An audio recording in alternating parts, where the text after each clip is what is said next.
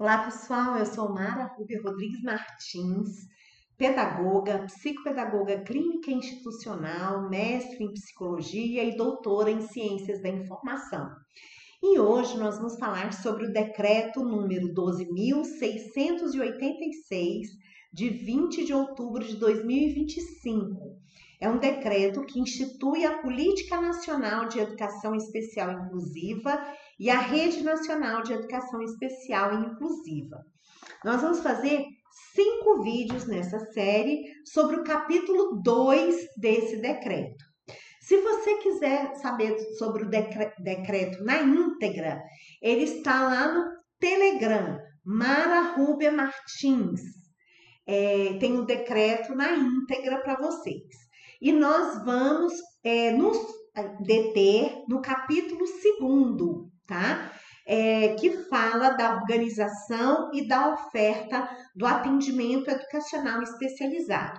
Esse é o primeiro vídeo de 5, tá? E nós vamos falar do atendimento educacional especializado. Está no capítulo 2º da organização e da oferta do atendimento educacional especializado, seção 1, do atendimento educacional especializado. Artigo 5º.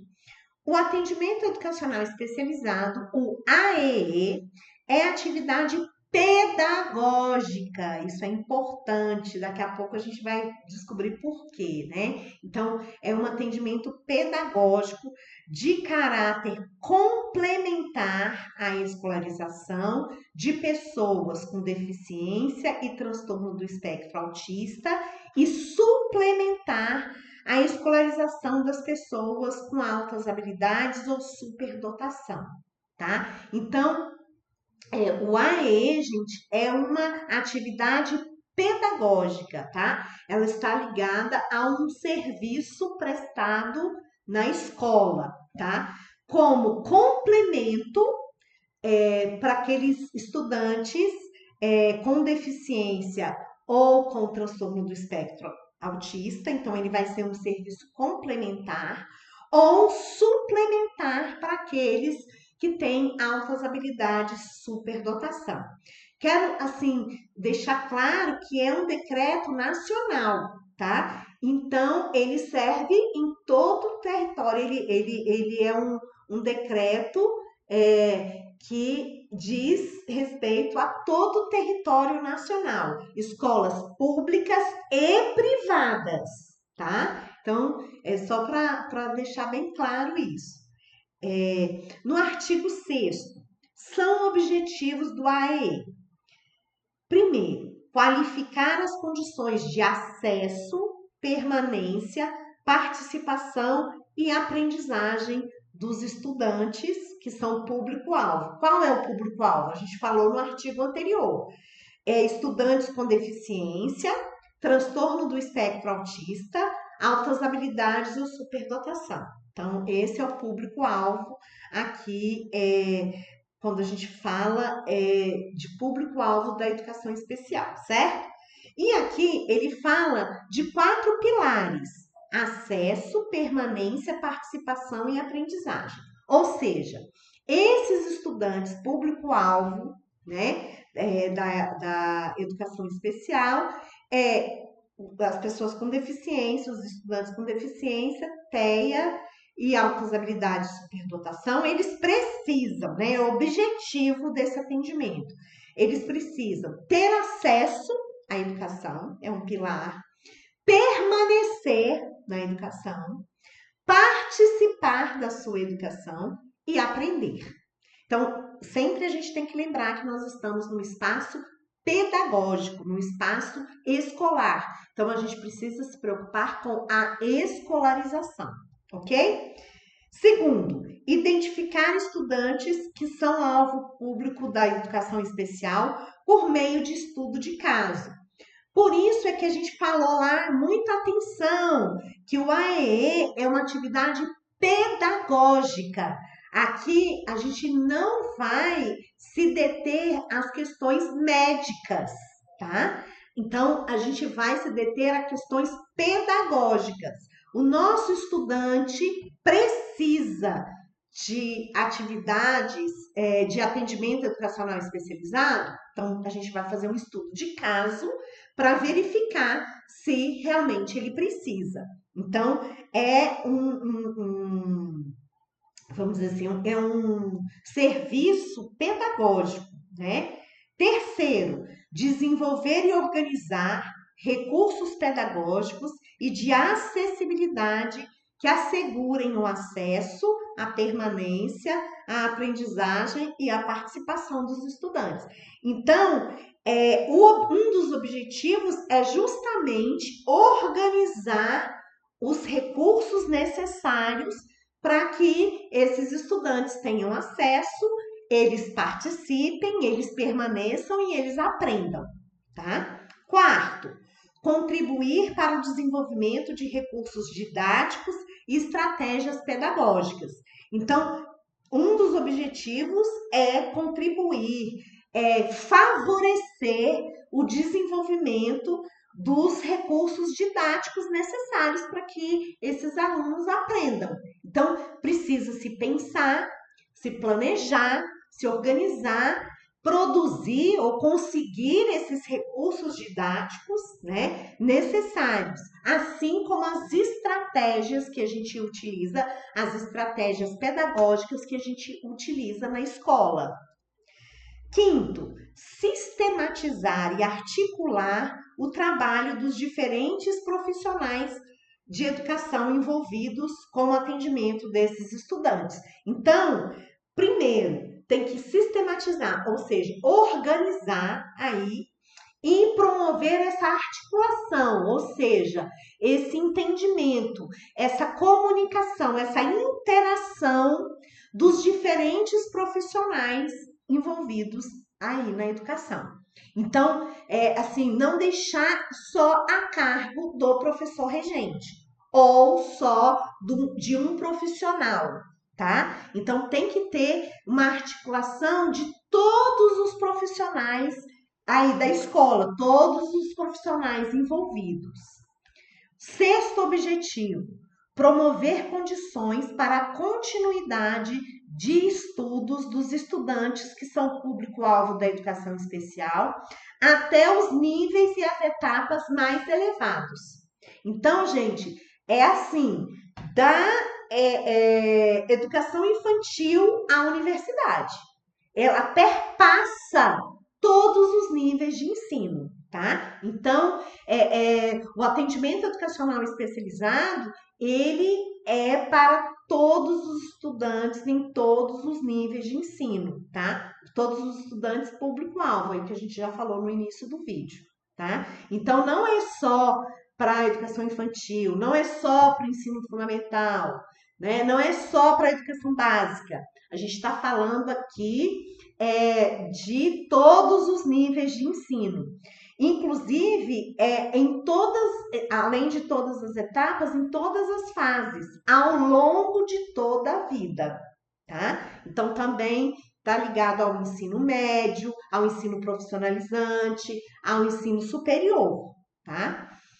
Sétimo, fomentar e integrar as ações intersetoriais, notadamente entre as áreas que compõem a rede de proteção social. Então, todas as áreas interligadas, intersetoriais, precisam, né, estar aí em comunicação, em interação, para favorecer aí esses 4 pilares, né? O acesso, a permanência, a participação e a aprendizagem. A gente não pode esquecer. Artigo 7º.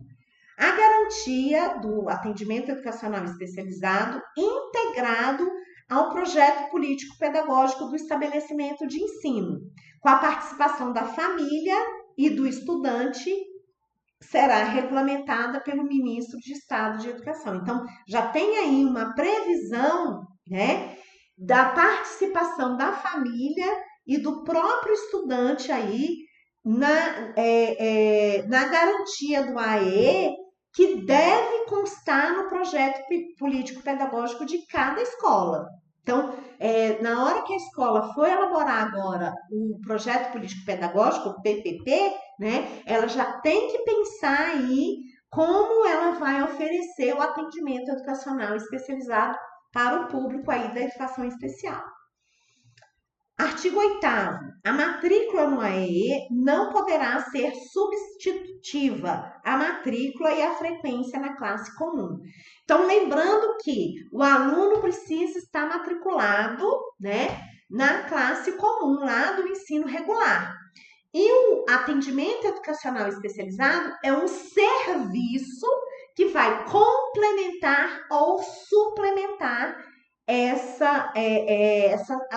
atividades aí, vamos dizer, na frequência do estudante na classe comum, tá? Então, é um serviço complementar ou suplementar, vai além. Ele não pode substituir, a gente não pode falar assim, ele vai ter só a EE, tá? Não, ele precisa ter o atendimento na classe comum, e o AEE, o atendimento educacional especializado, é uma atividade complementar ou suplementar, tá? Artigo 9º. O AEE na educação básica poderá, excepcionalmente, ser realizado em centro de atendimento educacional especializado da rede pública de ensino ou instituições sem fins lucrativos conveniadas com a Secretaria de Educação ou com órgão equivalente dos estados, do Distrito Federal ou municípios. Então, o que está dizendo aí esse artigo 9º, né? Ele deve ser fornecido na escola que o estudante está matriculado, mas excepcionalmente, ou seja, o decreto, ele abre aí a possibilidade, né, do estudante ter o AEE num centro de ensino especializado ou numa instituição sem fins lucrativos conveniados com a Secretaria de Educação aí, dos estados, dos municípios ou do Distrito Federal. Então, ele abre aí também essa possibilidade, tá? Parágrafo único. Os centros de atendimento educacional especializado privados, sem fins lucrativos, conveniados, deverão atender aos requisitos estabelecidos pelo Conselho de Educação do respectivo sistema de ensino, para seu credenciamento, sua autorização de funcionamento e a organização do AEE para a educação básica. Então, essas instituições aí privadas sem fins lucrativos, elas precisam ser conveniadas das respectivas secretarias, quer dizer, se é da Secretaria do Município, do Estado ou do Distrito Federal, né? Então, elas precisam aí, vamos dizer assim, de uma autorização, né, para elas fornecerem aí o atendimento educacional especializado, ok? Artigo 10º.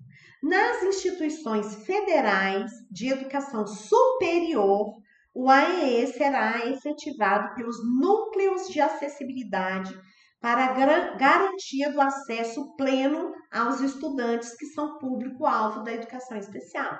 Então, assim, está ressaltando aí, né, que também no ensino superior. Então, no ensino superior, eles precisam organizar núcleos de acessibilidade, né, nas instituições federais de educação superior. Então, os institutos federais, né, que a gente tem, os IFs, que a gente chama.